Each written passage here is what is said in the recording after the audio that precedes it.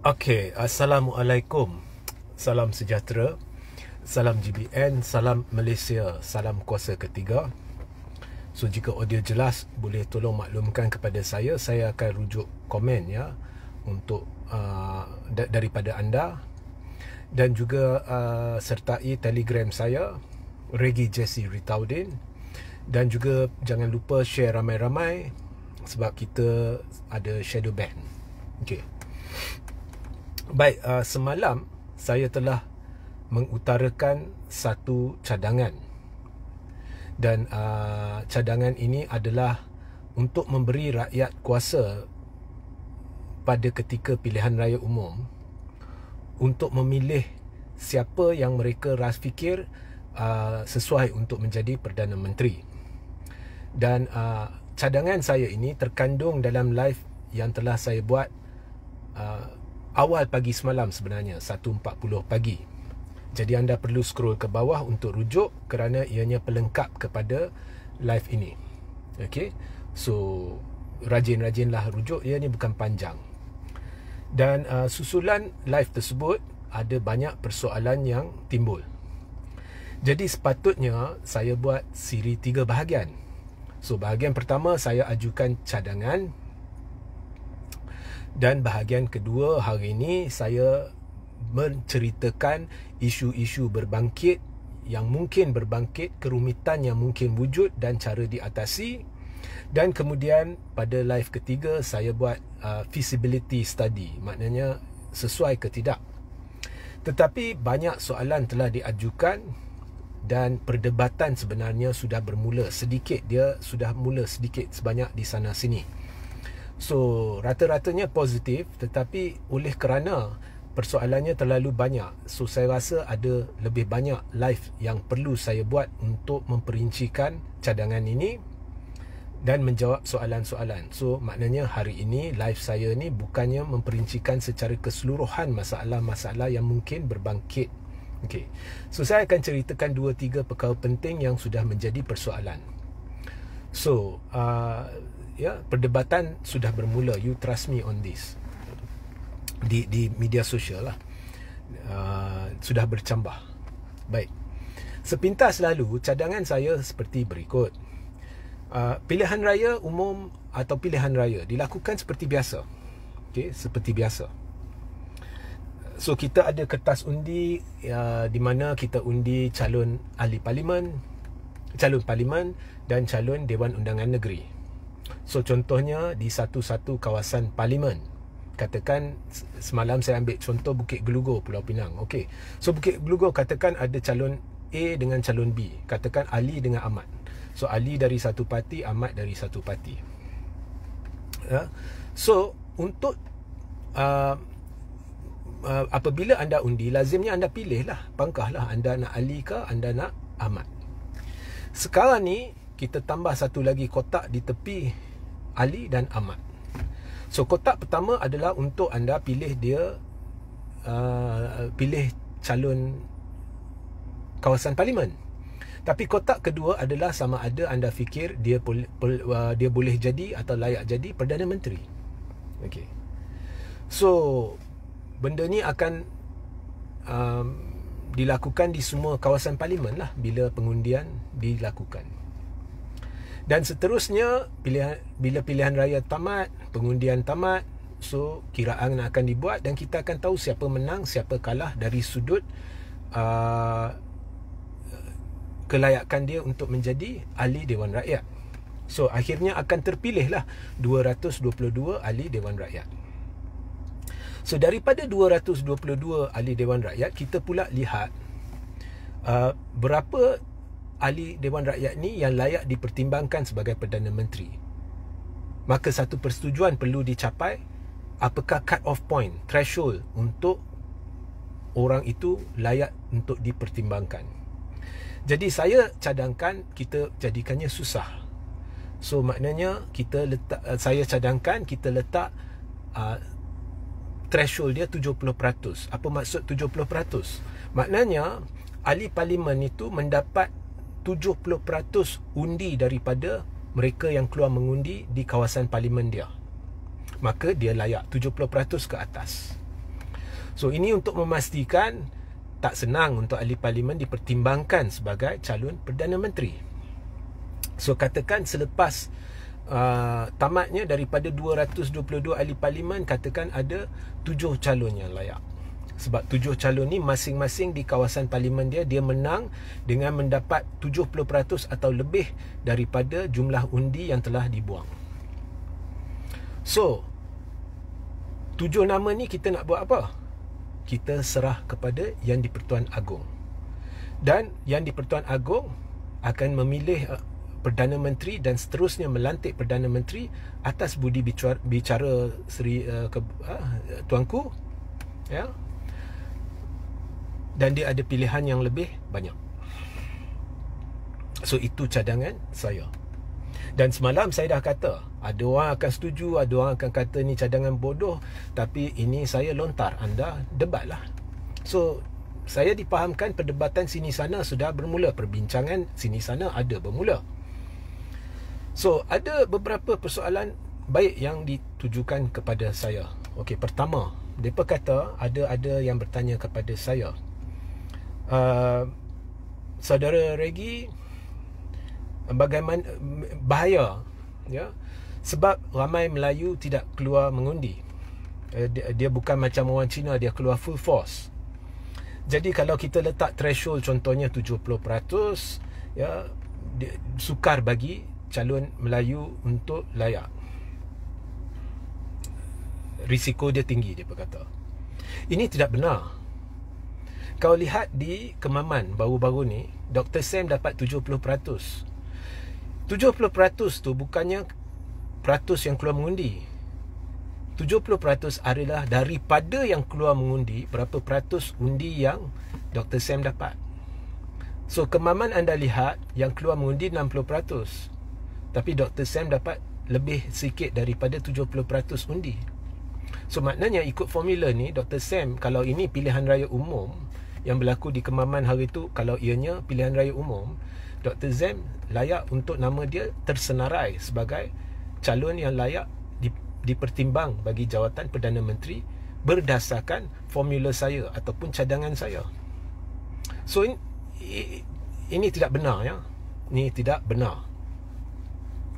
Cuma kita akan jangkakan calon-calon yang layak lebih kepada calon-calon PAS atau calon-calon Perikatan Nasional. Kerana Perikatan Nasional, calon-calon Melayu dia, majoriti dia besar-besar belaka. Okey. So contohnya Zaid Hamidi, andai kata ini PRU 16 dan cadangan saya sudah dikuatkuasakan, pindaan perlembagaan sudah dibuat, Zaid Hamidi tidak akan layak, jauh sekali layak. Sebab majoriti dia terlalu tipis, dia akan duduk jauh lebih rendah daripada 70%. Ya. Maka mungkin ada orang yang bergelar Perdana Menteri hari ini sebenarnya tidak akan layak kalau ikut formula ini. So itu jawapannya. Risiko dia tiada dari sudut apa yang dikatakan, ya, Melayu tak rajin seperti orang Cina, itu bukannya faktor. Kemudian ada lagi satu soalan. Ya, so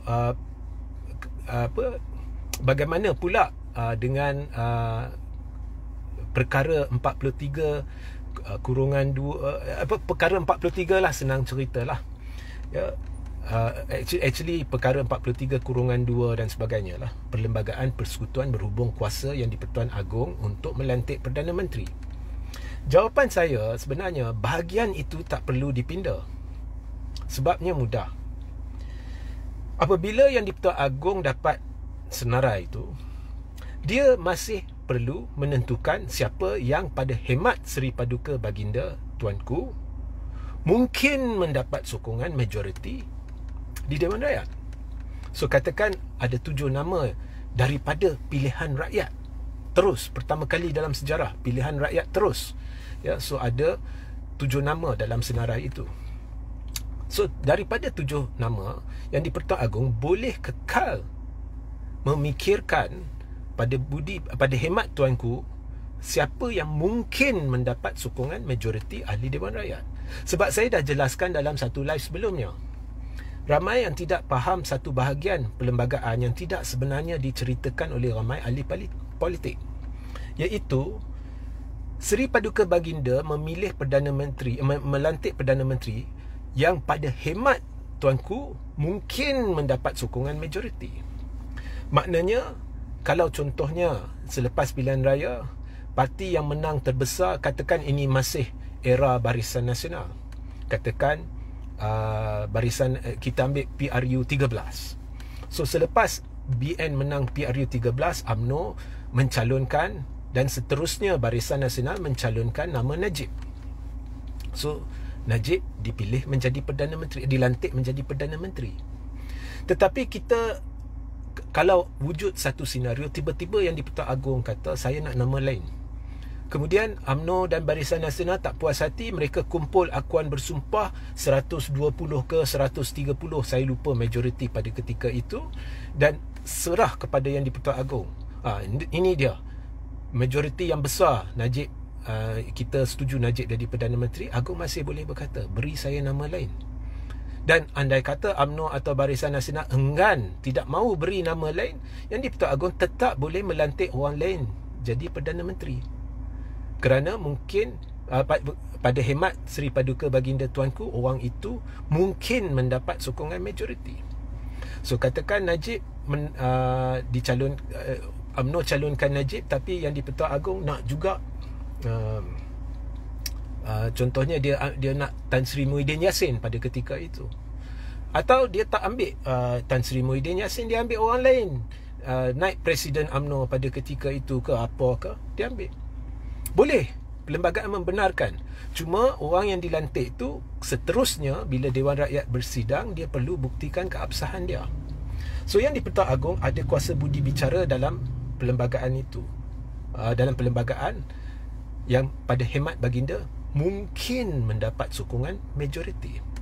So samalah bila kita beri senarai, tuanku akan melantik orang daripada senarai itu yang tuanku fikir mungkin mendapat sokongan majoriti ahli parlimen. Seterusnya bila Dewan Rakyat bersidang, Perdana Menteri baru yang dilantik itu perlu membuktikan keabsahannya. Dan ini membawa kita kepada soalan ketiga yang ditanya kepada saya. Ada orang tanya, bila ahli parlimen, dan orang yang tanya soalan ni memang saya puji, dia cukup peka. Dia tanya, sekarang ikut sistem sekarang, rakyat memilih ahli parlimen. Dan ahli parlimen ni 222 kira adalah wakil seluruh rakyat.